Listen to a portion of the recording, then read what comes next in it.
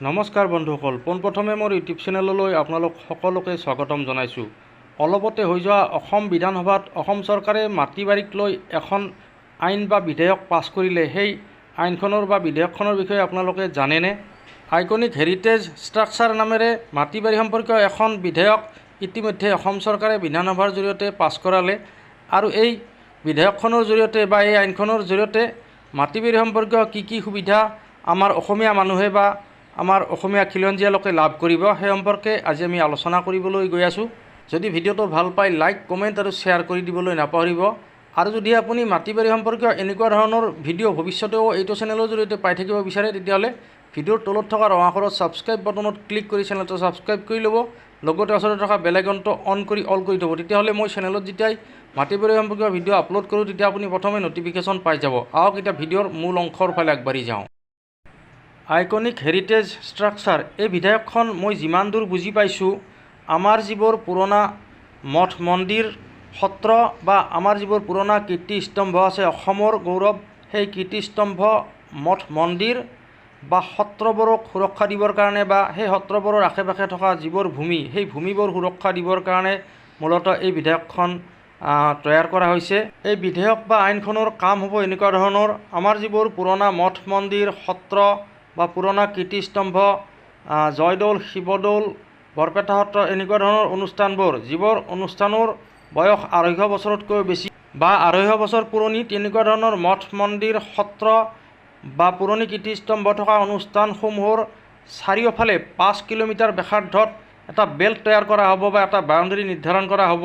আৰু সেই 5 কিলোমিটাৰৰ ভিতৰত কোনো মানুহে যদি নতুনকৈ মাটি ক্ৰয় কৰিব বিচাৰে, তেতিয়াহ'লে সেই মানুহজনৰ তাত 3টা প্ৰজন্ম সেই 5 কিলোমিটাৰ ব্যাসাৰ্ধৰ ভিতৰত পূৰ্বৰ পৰাই বসবাস কৰা হ'ব লাগিব।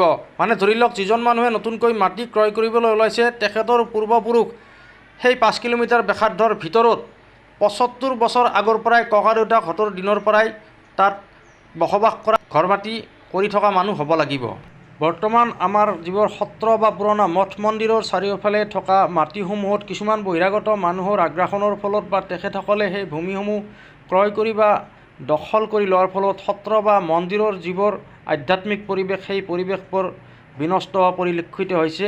আৰু তেনেকুৱা ধৰণৰ কথা বা তেনেকুৱা ধৰণৰ কিছুমান কথা চিন্তা চৰ্চা কৰি সত্ৰ আৰু মঠ মন্দিৰ আদিৰ যিবোৰ পৰিৱেশ বা সত্ৰৰ যি আধ্যাত্মিক এটা ভাৱ, সেই ভাৱটো বৰ্তাই ৰখাৰ কাৰণে অসম চৰকাৰে এই আইনখন প্ৰণয়ন কৰিছে। আৰু যদি আপোনালোকেও এই আইনখনৰ সুবিধা লাভ কৰিব বিচাৰে, তেতিয়াহ'লে আপোনালোকৰ ওচৰত থকা মঠ মন্দিৰ আৰু সত্ৰ যদিহে 250 বছৰ পুৰণি হয়, তেতিয়াহ'লে অসম চৰকাৰৰ লগত অতি সোনকালেই যোগাযোগ কৰক। কাৰণ কিয়, আপোনাৰ অঞ্চলত থকা 250 বছৰ পুৰণি সেই সত্ৰ বা মঠ মন্দিৰ চৰকাৰৰ দৃষ্টিগোচৰ নহ'বও পাৰে। সেয়েহে চৰকাৰৰ ফালৰ পৰা এটা অনুৰোধ জনাইছে যে আপোনাৰ অঞ্চলত যদি তেনেকুৱা 250 বছৰ পুৰণি মঠ মন্দিৰ বা সত্ৰ আদি আছে, তেতিয়াহ'লে ৰাজহুৱাকৈ আপোনালোকে আবেদন কৰক। আৰু আবেদন কৰিলে চৰকাৰে আপোনাৰ অঞ্চলতো সেই আইনখন বা বিধেয়কখন প্ৰযোজ্য কৰাব।